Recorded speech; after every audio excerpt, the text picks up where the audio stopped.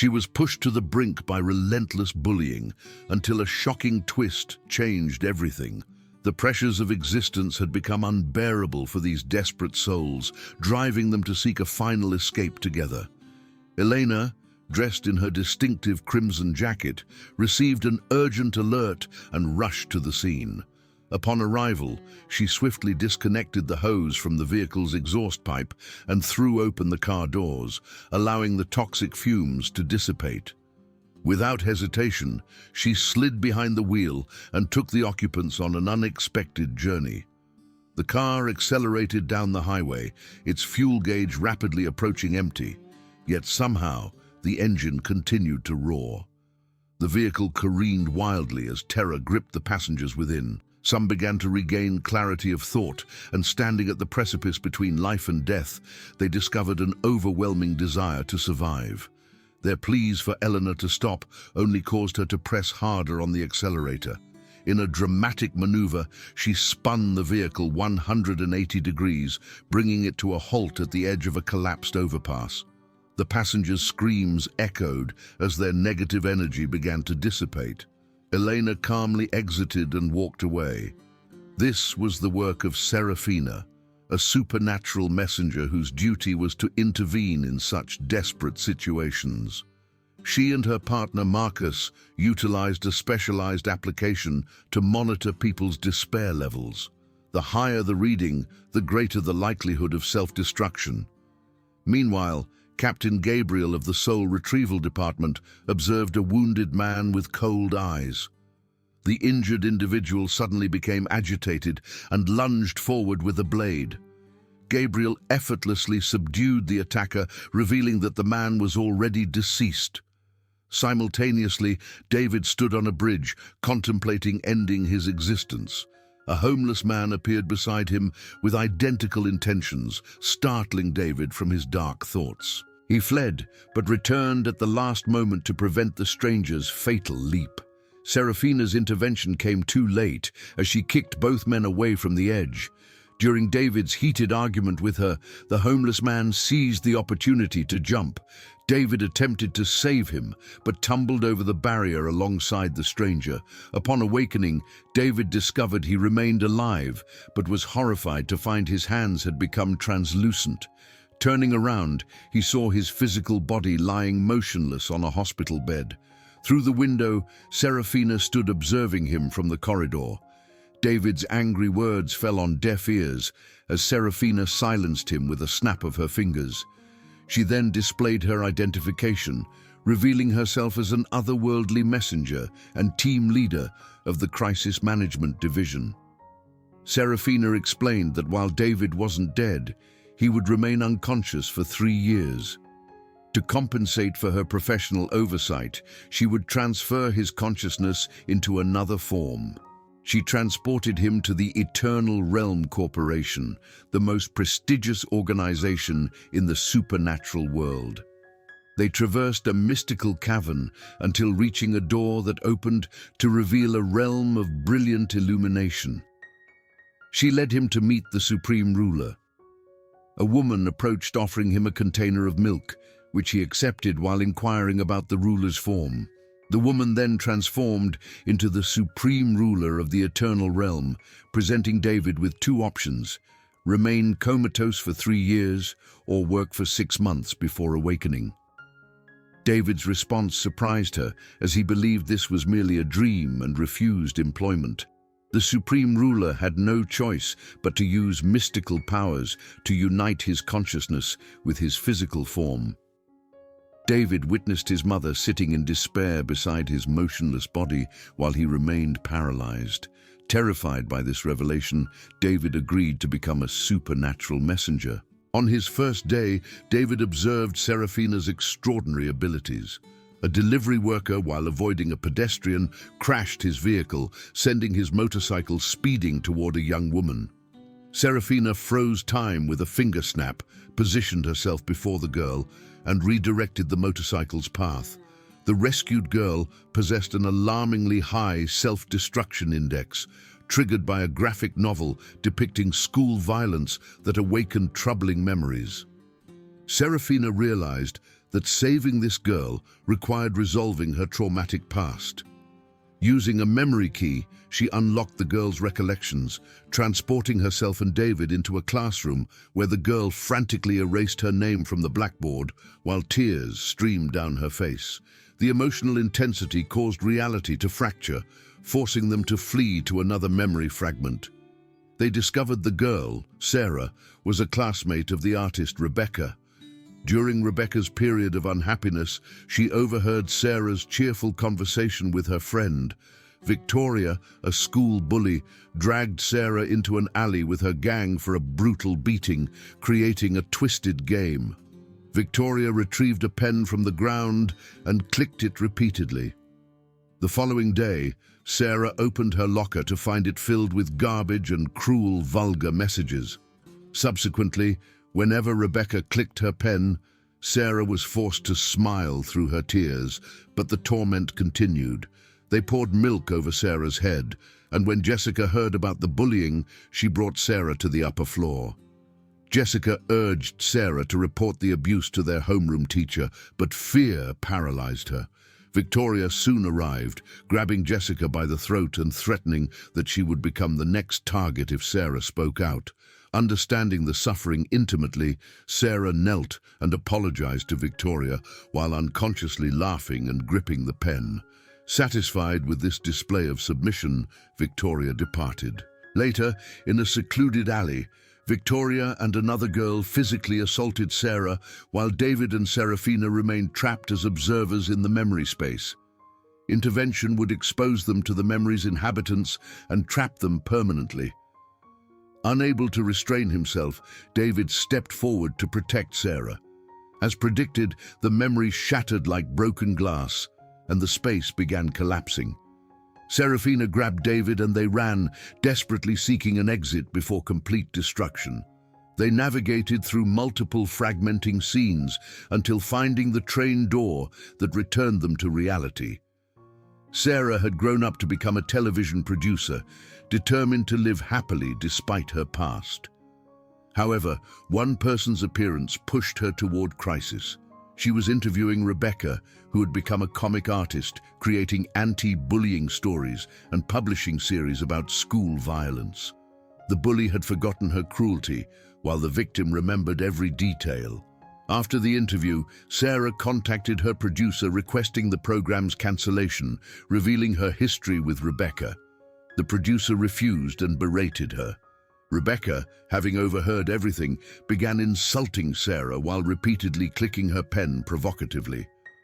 Unable to endure the psychological torment, Sarah ascended to the rooftop, where her despair index reached 92%. Standing at the edge, Sarah leaned forward, preparing to jump and end her suffering. As she fell, beautiful life memories flashed through her mind. Perhaps in the moment between life and death, people recall only the truest and most beautiful experiences. She closed her eyes and whispered that she didn't want to die, the exact words Serafina had been waiting to hear. Serafina teleported beneath Sarah, who had already experienced the terrifying sensation of falling. Sarah looked at Serafina with confusion as she complained about wearing high heels while performing rescues. Despite Serafina's sincere advice, monitoring systems indicated Sarah hadn't truly escaped danger.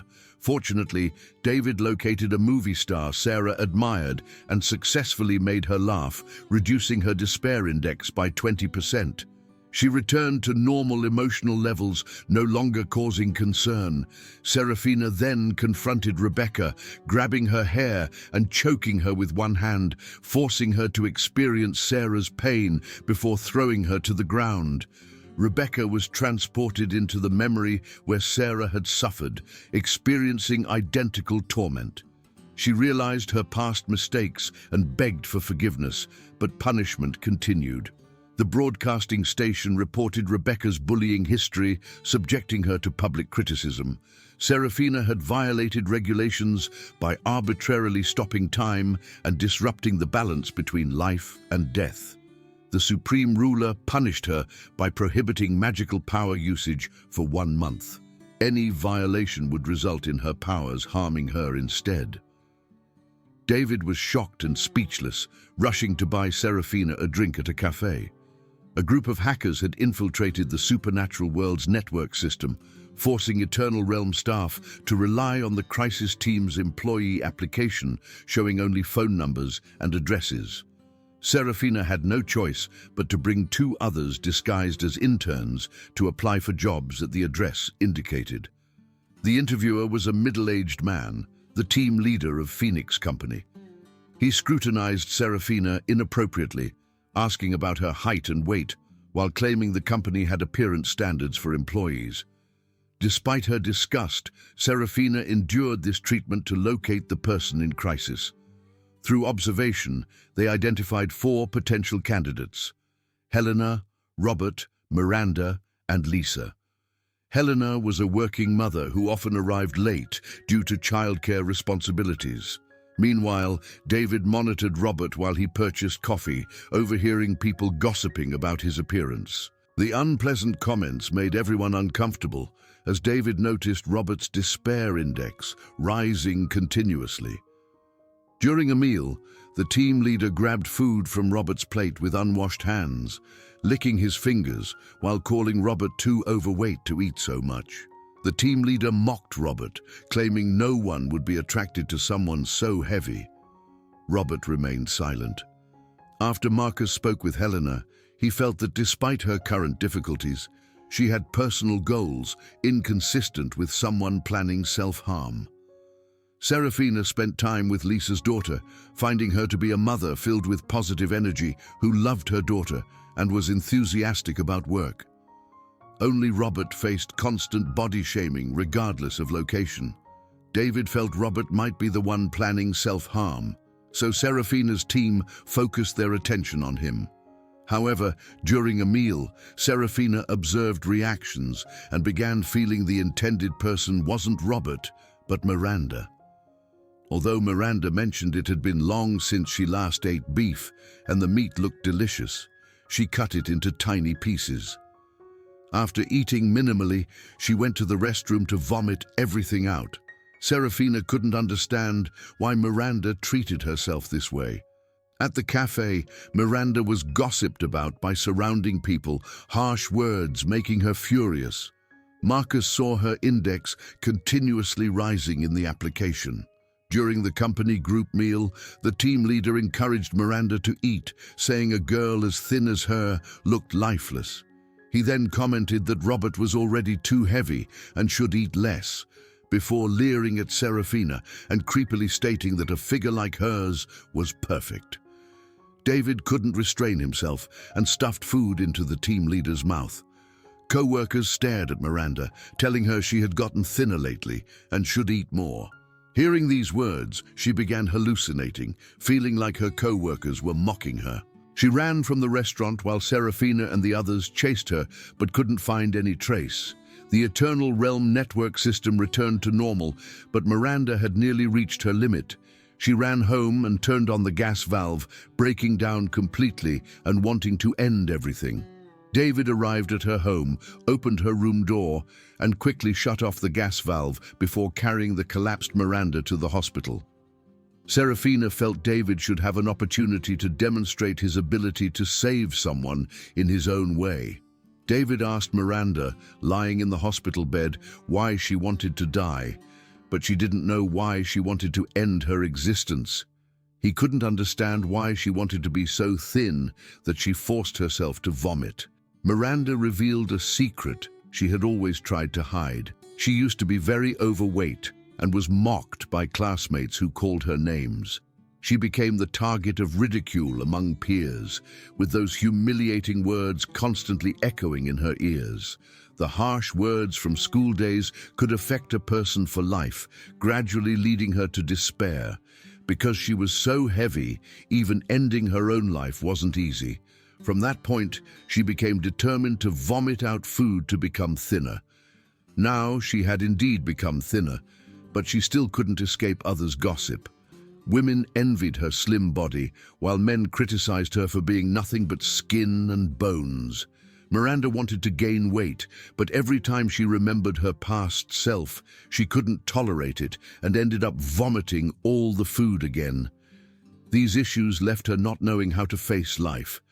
David told Miranda his younger sister had experienced something similar. After breaking up with her boyfriend, she couldn't control her weight. Initially, she didn't care, but gradually, she also couldn't stand others' judgment. David's sister became sensitive, locking herself in her room and refusing to eat or drink. His sister was similar to Miranda, but the difference was that Miranda had been subjected to judgment since childhood, gradually becoming trapped and surrounded by criticism and ridicule. Even though David had experienced this, he asked Miranda if she had ever considered that she herself caused her own suffering. He advised Miranda not to overdo weight loss because the body belongs to oneself and health is most important. That statement awakened Miranda as the strangers pointing fingers at her gradually disappeared. Miranda didn't know how to open her prison door until a version of herself appeared, pointing at her own hand. The key to freedom had always been in her possession. Miranda's despair index returned to normal levels, and Serafina turned to leave. The team leader had arranged to meet her on the balcony for inappropriate purposes. She couldn't tolerate this man any longer, so she stepped onto the balcony, wanting to return all the anger she had suppressed. Serafina gave him a painful beating and established a rule. If he mocked anyone again, he would suffer consequences. After recovering, Miranda asked Robert how he managed to quickly regain his smile when others commented on his body. Robert sincerely replied that he didn't feel happy hearing criticisms either, but he was genuinely satisfied with his body, allowing him to recover optimism quickly. When he was young, Robert was extremely thin, just skin and bones. After falling seriously ill and recovering, he realized that since people only live once, we should ignore what others say. If we like eating something, we should eat it. As long as he was healthy and living well, that was sufficient. He didn't care much about body standards. Robert then gave Miranda a dining utensil set. Having overcome her inner trauma, Miranda accepted it, tried eating a piece of cake, and gently smiled, saying the flavor was delicious. Meanwhile, David looked at his certificate as a supernatural messenger, asking why Serafina had let him handle the situation independently. Serafina replied that she felt he was perfectly suited for it. This was the first time in David's life that he had saved someone's life, making him find life truly meaningful. Gabriel brought over documents needing signatures, and even supernatural messengers could create nightmares. Gabriel was being disturbed by nightmares where his arm was slashed with a blade, causing blood to cover his body. Gabriel awoke from the nightmare with his mind in panic, hurrying to find the Supreme Ruler for interpretation. He wanted to know what had happened to cause him such pain. The Supreme Ruler replied that she didn't know either because only he could truly understand himself.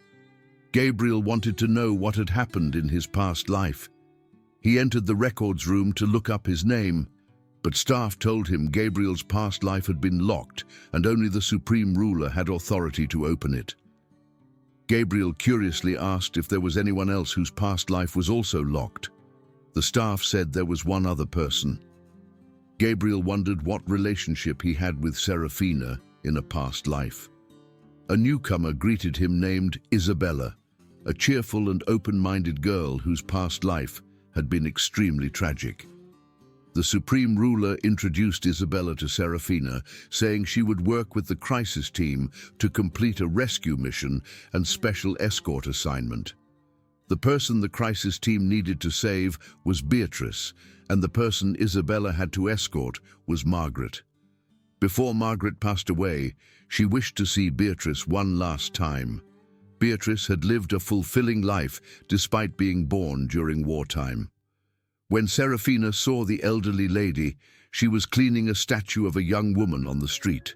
She explained that long ago, Beatrice had always been searching for a childhood companion named Grace. One day, she suddenly saw a photo in her grandchild's printed materials of the very person she had struggled to find. She couldn't imagine what suffering Grace had endured.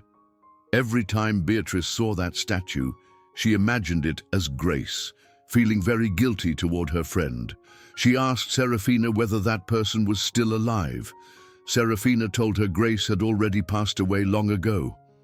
Upon hearing this, Beatrice felt as though the last bit of courage keeping her alive had disappeared. Serafina told her that in the resistance movement there had also been a woman named Margaret who was about to pass away and wished to meet Beatrice. But Beatrice felt she had pushed Grace into terrible people's hands. Serafina told her Margaret didn't have much time left and had relied on her strong desire to meet the person Grace used to talk about to stay alive until now. Driven by powerful will, Beatrice finally stood before Margaret's hospital bed.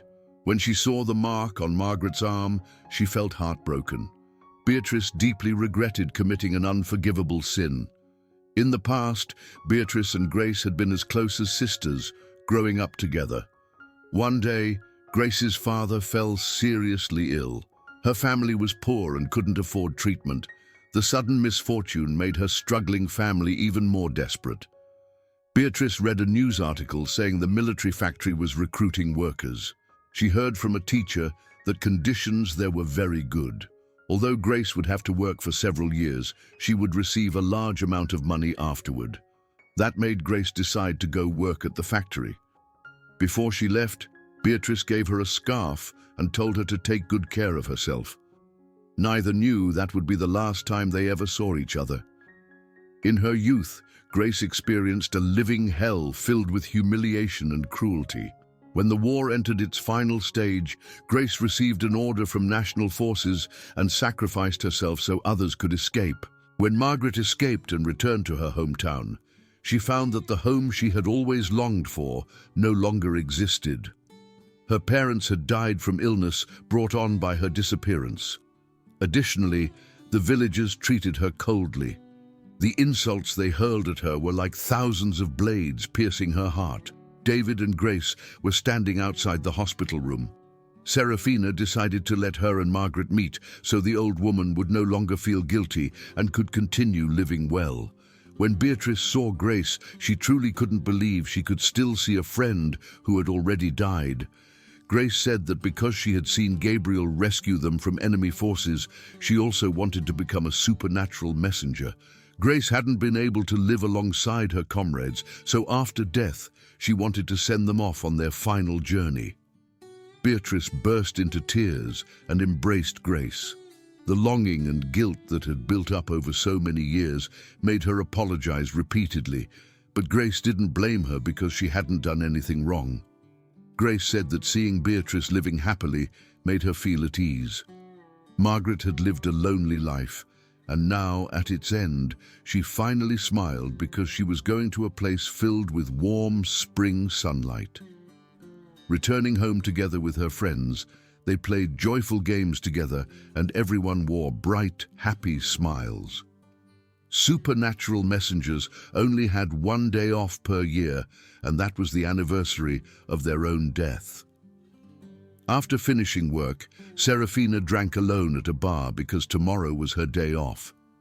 David, worried about her, quietly protected her from a distance. He looked at the red thread on her wrist and was very curious to know why Serafina had wanted to cut her thread of fate. David checked her depression index, and the result was 100%, making him very concerned about her. David went to see the Supreme Ruler to ask whether Serafina's suicide in the past had anything to do with Gabriel. The Supreme Ruler asked David what Serafina was to him. He replied that first he thought she was very difficult and hard to approach, but now he saw her as very capable. Sometimes he even wanted to be like Serafina and use all his strength to help her. The Supreme Ruler saw that he really wanted to understand Serafina's emotional wounds, so she decided to show him Serafina's past life from 400 years ago. In her past life, Serafina had been a wealthy young lady who disliked staying at home, preferring to go into the forest to hunt like a man. In that same forest, there was a young man who also hunted. Perhaps their fate began with an accident when the young man was bitten by a snake. Fortunately, he was rescued by Serafina and some villagers. Afterward, to repay them, he hunted many animals and gifted them. Over time, the two gradually developed feelings for each other. When Serafina reached the age for marriage, her father declared that she was already betrothed before birth. Upon learning that she would have to marry a stranger, she left her father's house because she already loved someone else and decided to call off the arranged engagement. But when the marriage door opened, Serafina was surprised to discover that the man she was to wed was the very person she loved, Gabriel. They both liked each other.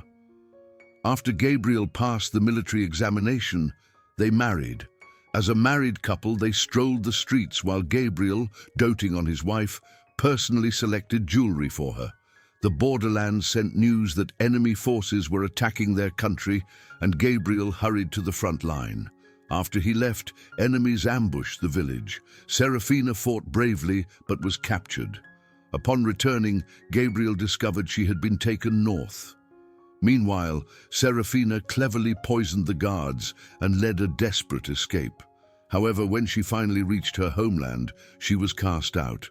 Having been a prisoner, she was considered unclean. Gabriel and Serafina's reunion was bitter.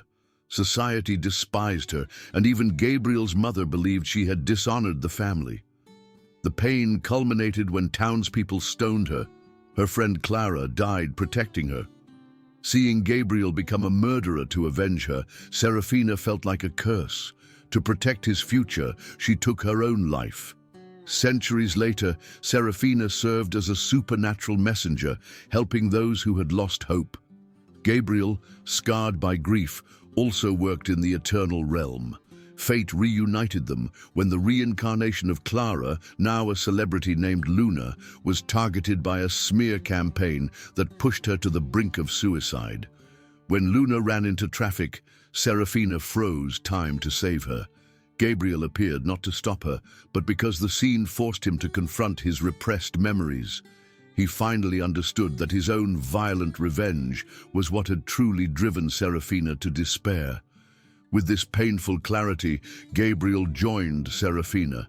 Instead of letting tragedy repeat itself, they broke the cycle. Together, they not only saved Luna from harm, but also exposed the truth behind the lies, restoring her honor without violence. Gabriel willingly took on the punishment for Serafina's past transgressions, finding his own redemption. The past could not be rewritten, and their love could not return to what it once was. However, by breaking the cycle of tragedy, they found a new purpose. Side by side, they continued their work, a quiet partnership forged in pain, but finally at peace.